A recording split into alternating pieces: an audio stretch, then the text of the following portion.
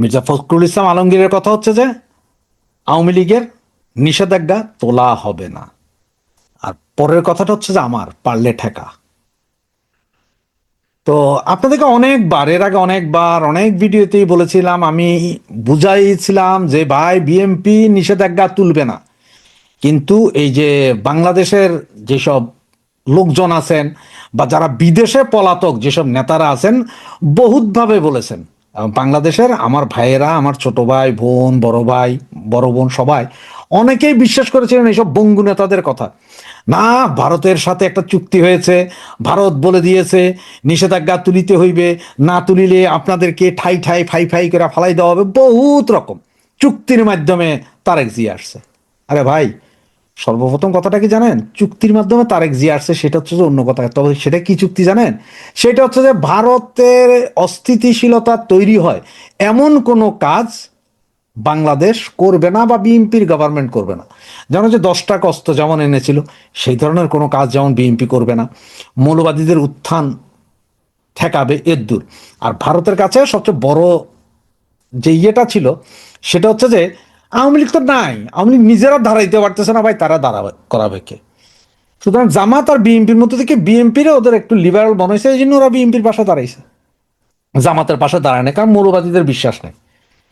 এখন এই যে ধরেন আপনার বিএনপির পাশে দাঁড়াইছে, এইটা নিয়েও আমাদের মধ্যে অনেক কথাবার্তা। হ্যাঁ, ভারত মনে আওয়ামী লীগের ছাড়ি, আরে ভাই আওয়ামী লীগের ধৈর্য রাখারও কি আছে, ছাড়ি দেওয়ারও কি আছে? আওয়ামী লীগের আশ্রয় দিয়ে রাখছে, কিন্তু কথা হচ্ছে যে ভাই যদি আপনি না দাঁড়াইতে পারেন আপনাকে কি কেউ ঠেলে দাঁড়া করাবে?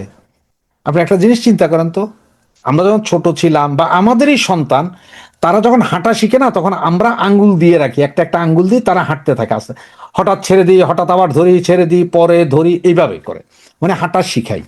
এক পর্যায়ে তাদের আর ধরতে হয় না। আওয়ামী লীগের অবস্থাটা এমন হয়েছে যে নেতাগুলা পলাইয়া গেছে, সব চোর চারটাগুলা, বাকি যারা আছে অনেক জেলে আছে, অনেকে পলাতক আছে, কারণ তারাও বুঝতে পারতেছে না কি হবে বা কি করতে চাইতেছে আওয়ামী লীগ। কোনো দিক নির্দেশনা তো নাই, সোজা কোনো দিক নির্দেশনা নাই।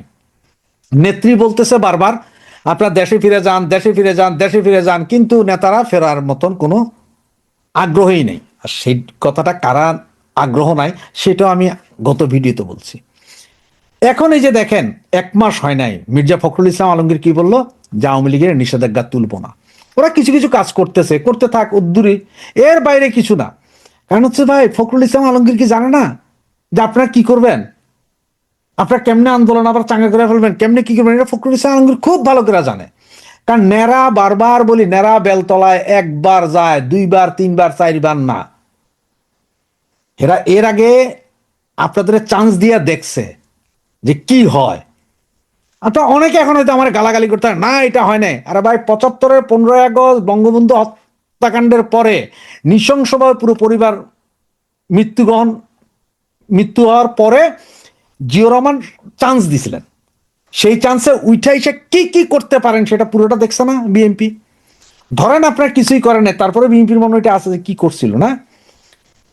91, আপনার 96, 2001 কিছুই করেন নাই, তো 91 96-তে কি কি গন্ডগোল হয়েছে এটা বিএনপি জানে না? কিভাবে লগি বইটা আন্দোলন সেখানে কি বিএনপি শিখে নাই? বিএনপি শিখছে তো। তো এখন সেই বিএনপি এখন আবার আপনাদের চান্স দিবে, এটা আপনারা ভাবলেন কেমনে? যে আপনাদের দুলার মতো এসে হলো যে যান আপনার নিষেধাজ্ঞা তুলে দেওয়া হইলো, আপনারা আসেন ভাইয়েরা একসাথে করি। না না না না, আমাদের যেমন প্রধান শত্রু জামাত বিএনপি, বিএনপি জামাতেরও প্রধান শত্রু আওয়ামী লীগ।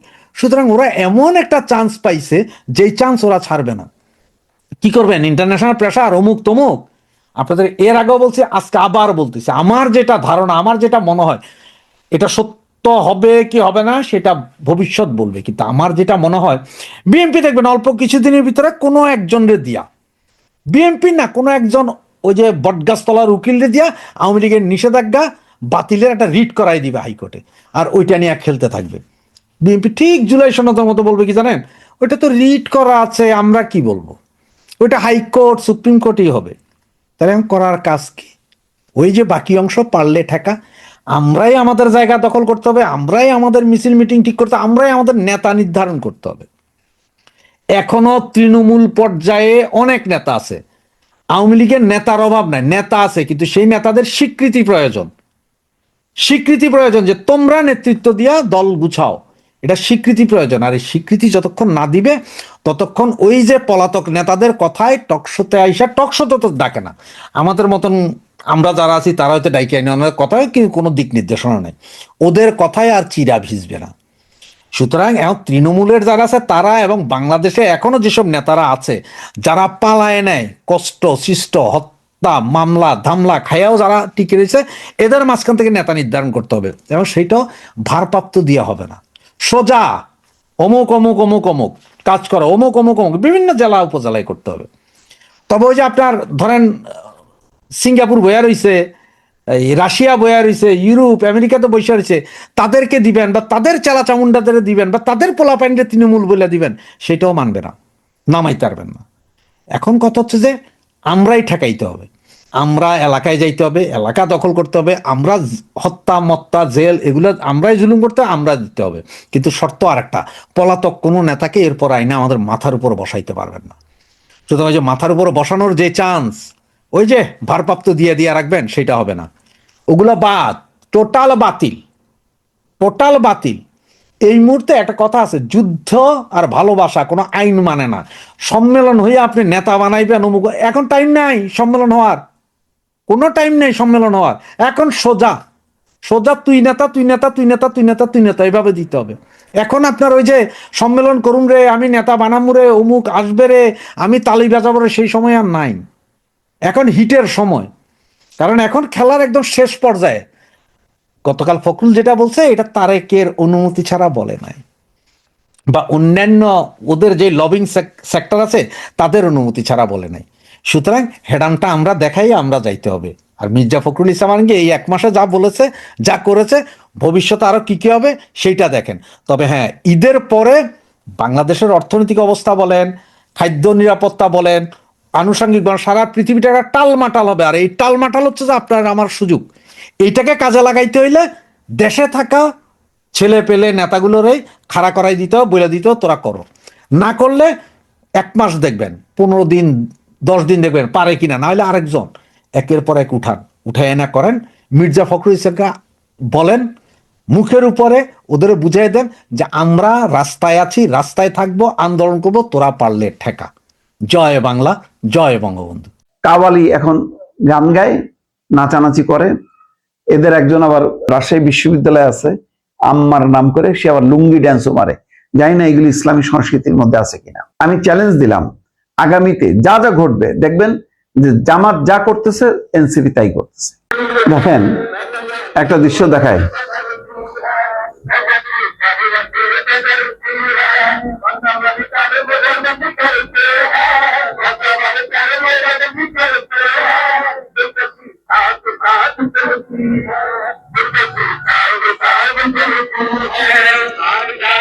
এইটা হচ্ছে কাওয়ালি গান, দেখবেন।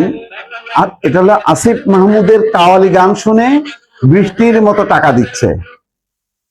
কাওয়ালি গান বৃষ্টির মতন। এখন দেখবেন কাওয়ালি খুব মানে খুব চলতেছে। ঢাকা বিশ্ববিদ্যালয়ে কারা করে জানেন? ছাত্র শিবির, সাইমন শিল্প গোষ্ঠী, আর করতেছে এই যে আসিফ মাহমুদ সজীব ভুইয়ারা। আমি বারবার বলি যে দিন যত যাবে আরো পরিষ্কার হবে। এই আসিফ মাহমুদ, নাহিদ ইসলাম, তাদের এনসিপি, এটা যে জামাতের একটা অঙ্গ সংগঠন, জামাতের একটা বি টিম, এই ব্যাপারে কোনো সন্দেহ নেই। আমি বারবার বলছি এরা কোনোদিনও জামাত থেকে আলাদা হইতে পারবে না, আলাদা জানান দিতে পারবে না। আজকে দেখেন পার্লামেন্টে ওই নাহিদ ইসলাম বিরোধী দলের চিফ হুইপের দায়িত্ব নিছে। বিরোধী দলের চিফ হুইপের দায়িত্ব বিরোধী দলকে, বিরোধী দল দুইটা, একটা হচ্ছে জামাত ইসলাম আর একটা হচ্ছে এনসিপি। এনসিপি তো 6 জন আছে, তো এরকম 6 জন তো 2018 সালে বিএনপির ছিল এবং কাঁপাইছে। রুমিন ফারানা, হারুনুর রশিদ, তারা কাঁপুনি দিছে না? তো আজকে এনসিপির আরো একটা নির্বাচনে বুঝলাম যে তাদের একটা বলছে যে আমাদের তখন জয়ের দরকার, পার্লামেন্টে আপনারা না যেতে পারলে কিছু করতে পারবো না। ডক্টর ইউনূসও বলতেছিল যে এনসিপি তরুণরা নির্বাচন করতেছে, তাদেরও কেউ কেউ যাবে পার্লামেন্টে। এখন ইউনূসের কথাই মানে নির্বাচনটা তাদের কিছু পার্লামেন্ট ঢুকে গেছে কিনা আমি বলবো না, তারা নির্বাচিত হয়ে আসছে।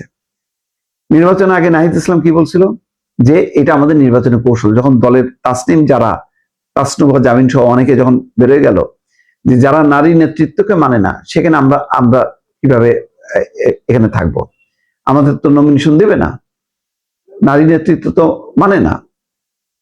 তো সেই এতে যখন কি চলে গেল, আরো অনেকে যখন পদত্যাগ করলো একের পর এক, তখনও কোনো বিকার নেই নাহিদ ইসলামদের, এবং তখন তারা বলল যে এটা আমাদের নির্বাচনের কৌশল, নির্বাচনের পর আমরা আমাদের অবস্থানে যাব। গেল বিরোধী দলের চিফ হুইপের পদটা নিল। বিরোধী দলটা মানে মেইন বিরোধী দল হচ্ছে জামাত ইসলাম।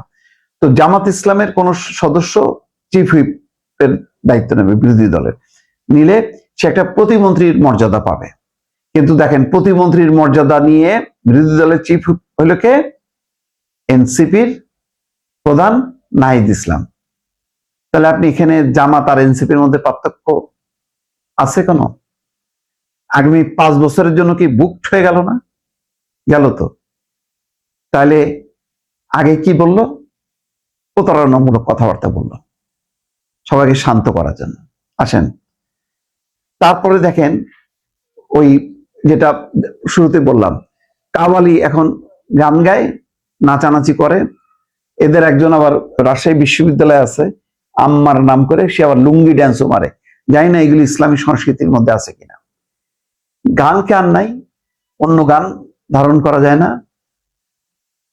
কনসার্ট যে হয় হয়তো আগে, সেগুলি কই? সেগুলি কি ইসলাম বিরোধী? না। এরা একই লাইনে, ওই জামাত যা চিন্তা করে, তাদের যে কালচারাল যেই ক্ষেত্রটা, কাওয়ালি, ইসলামী গান, এগুলি এর বাইরে কোনো গানকে তারা স্বীকৃতি দেয় তো শুধু না, এগুলিকে মনে করে অন ইসলামিক, ইসলাম বিরোধী, ইসলামের সাথে সামঞ্জস্যপূর্ণ না। এখন এদেরও কালচারাল বেস্ট হচ্ছে এরকমই।